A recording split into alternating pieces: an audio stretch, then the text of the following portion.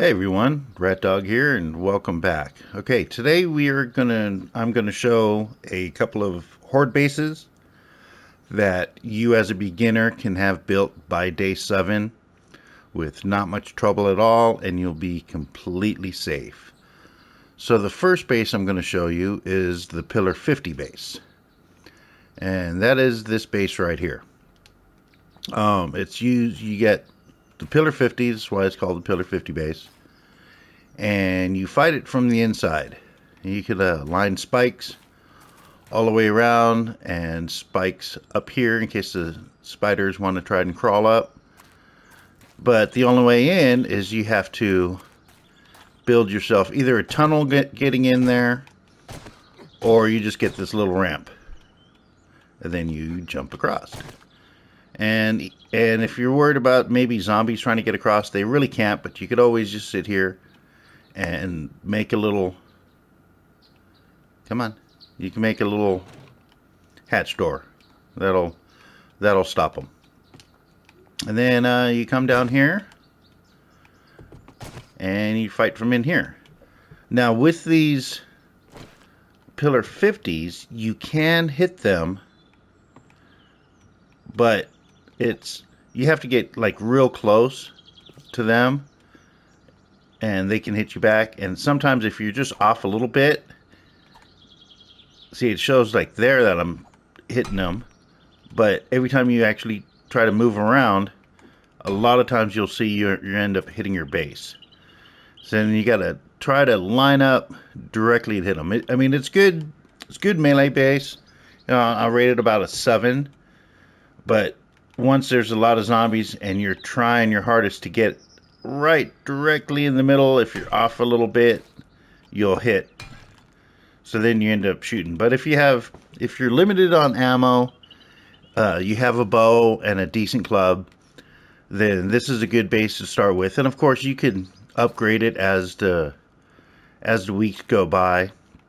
In fact, I'll pop in a little clip of the outpost that I have on Valencia Seat.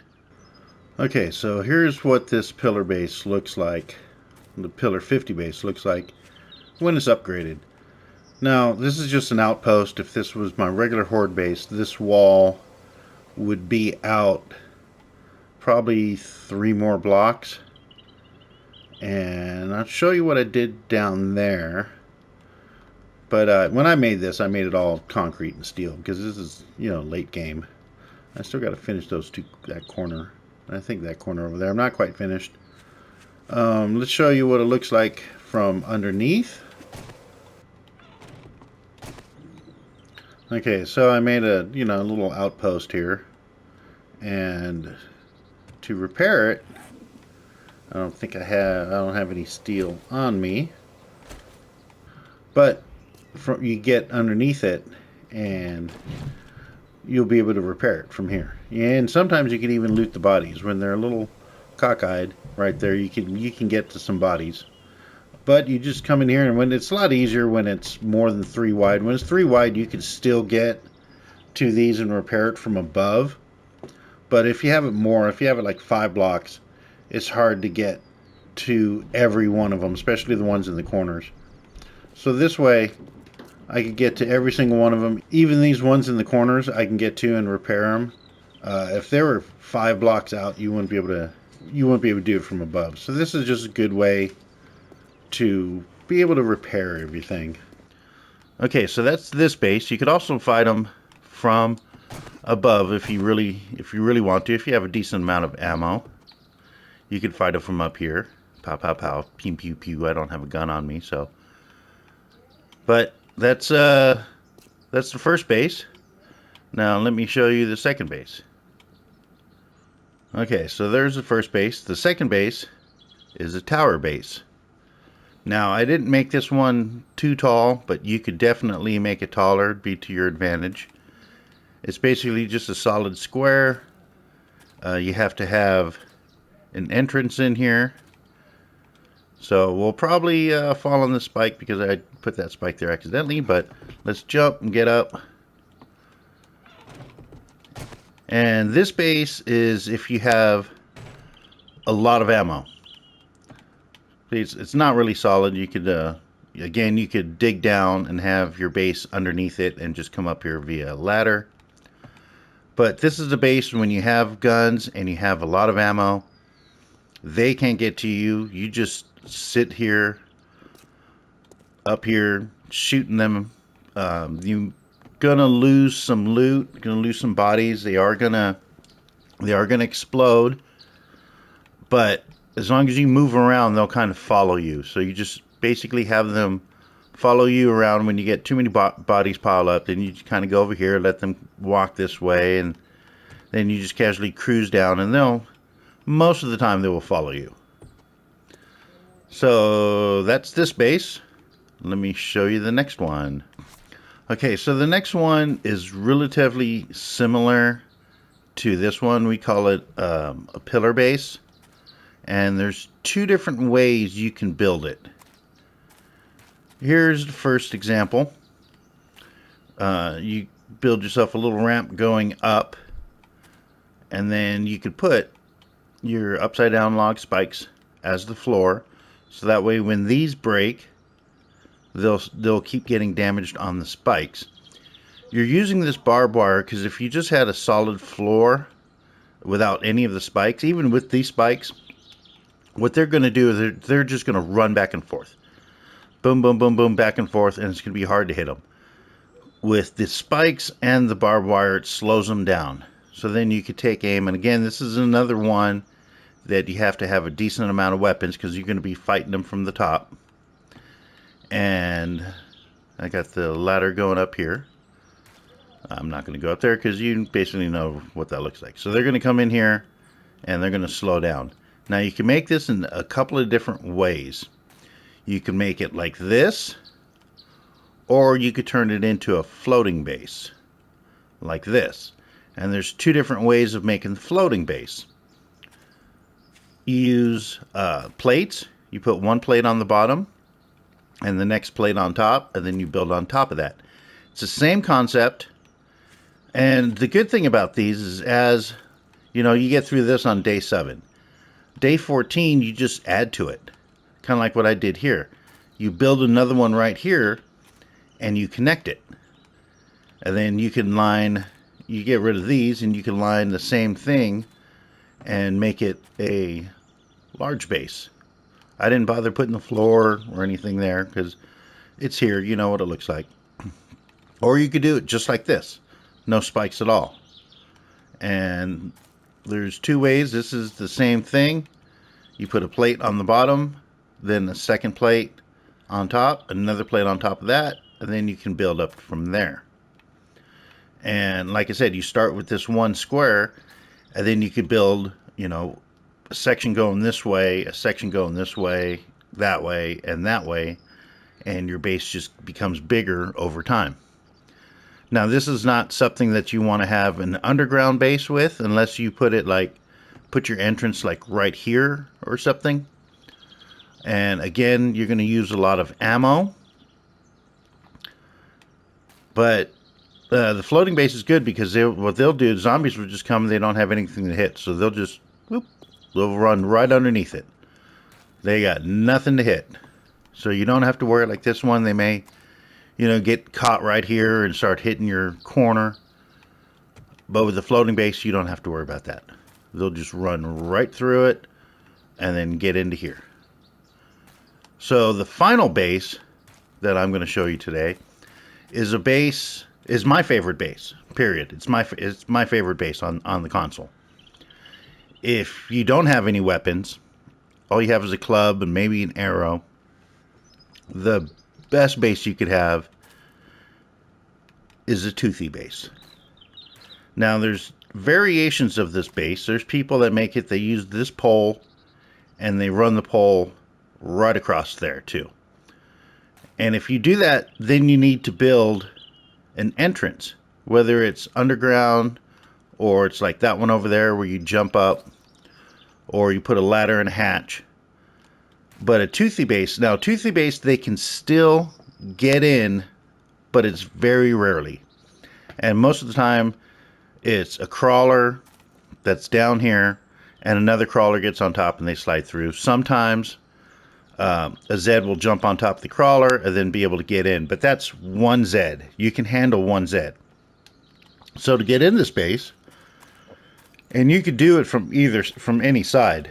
I do have my entrance right here, but I mean, if you're in a pinch, if you're out here and then all of a sudden a pack of dogs comes from this area, instead of trying to run all the way around, you just run over the spikes and jump in.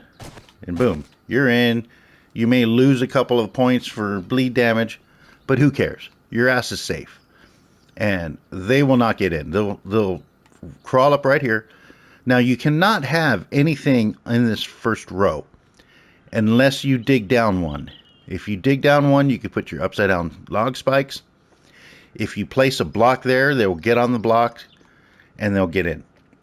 So as long as you dig down one and then throw spikes there, they're going to come here. The first thing they're going to do is break their legs, and then they're going to crawl right up to this little place and give you their head to smash.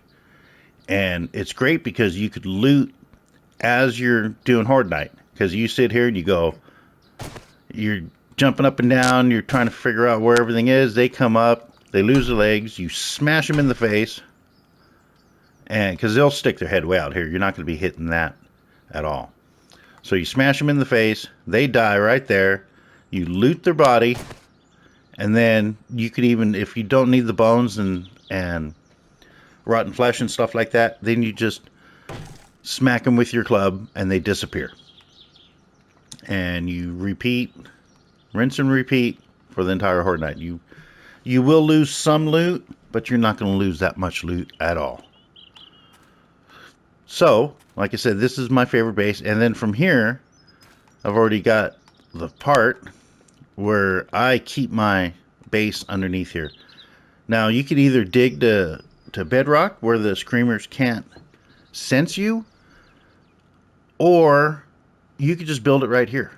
You could go up one. You can go up one. You can make your base up here. You can have as many forges as you want, because if screamers come, so what? Bring them. They could scream all they want. They could bring so many damn zombies that they want, and they're not going to get to you. They rarely, if at all, hit the base. This cobblestone toothy, and I have not tried it, but I think this cobblestone toothy would probably go 100 days without failing. The poles stops the cop spit. That might be the only thing that really damages, but they don't. They just sit there and they just run in place. And if they swing, they're swinging right here in the open, and they're not hitting shit. The crawlers may hit one of these every once in a while, but I think I do more damage accidentally hitting it, trying to hit a zombie, than the zombies do. So I'm anxious. I might do another test video, and put a cobblestone toothy up against, I don't know, day 100 or something. Maybe one of my older, maybe on like Valencia seed, I'll build another toothy. And I'm at 106 right now, so the next Horde Night would be 113. Maybe I'll build just a basic toothy like this and see how it holds up on a day 113. But I'll show you my toothy on Valencia, see how I've upgraded it, and then we'll end the video. Okay, so this is my toothy base on Valencia Seed. We're day 106. We actually have a Horde Night coming up. And this is absolutely overkill. I have barbed wire fences. Once they get through, they're going to get slowed down. I may even start on top. Once they get slowed down, they're going to hit these spikes, which will probably lose their legs. Ooh, I don't have any mines over here. I didn't upgrade this side. Ooh. Then, so let's go to the other side. Not hit the barbed wire. So there's mines all over here. I must have had a roaming horde that came through or something. So then they'll hit the mines, and then they'll hit all these spikes. And now I did make a mistake when I built that. This area right here, spiders can get up there. I'm not too worried about it though, because so when I'm in the toothy, and this is the only way in. I wonder if I have any mines. made. So basically the spider climbs up and he gets stuck up here. And then he's running around here and I shoot him. And it's all good. Do I have any mines? No, I don't have any mines. Okay, so this is a toothy upgraded to steel. This is day 106. And like I said, I might make a cobblestone toothy. Just real basic. And see how it does on Horde 113. But let's get back to the other rat dog. Okay, so that's what I did with my toothy. I did a few things different. I have it wider. You can make this as wide as you want. You don't have to worry about collapses because this block is supported by this block, which is supported by this block. I usually dig out, as you saw in that other toothy, I dig out the floor, I dig out underneath this, so there's no way they can dig underneath it. So, that's this video. Tell me what you guys think. Tell me, there's one other base that is real popular too. It's the pit base. The reason why I didn't include that in this video is because these bases are meant to be by day 7. It'll be very rare that you could dig a nice pit base that's effective by day 7. Day 21, day 28, yes, you could have a really cool pit base. You could even, I might work on that too in this area, do a floating pit base. And so I may try that, but that I don't think that would have been feasible for day 7 Horde. So, and this is excluding POIs. You could easily, take a cracker book and change it over, or a cemetery is very, very easy for day 7 Horde. You basically don't even have to upgrade or do anything, and that'll actually hold up for several Horde nights. But yeah, that's it. Let me know what you guys think. If you have any other suggestions on Horde bases that you like to do, please share it with me. Follow me on Discord. Join the Rat Pack crew.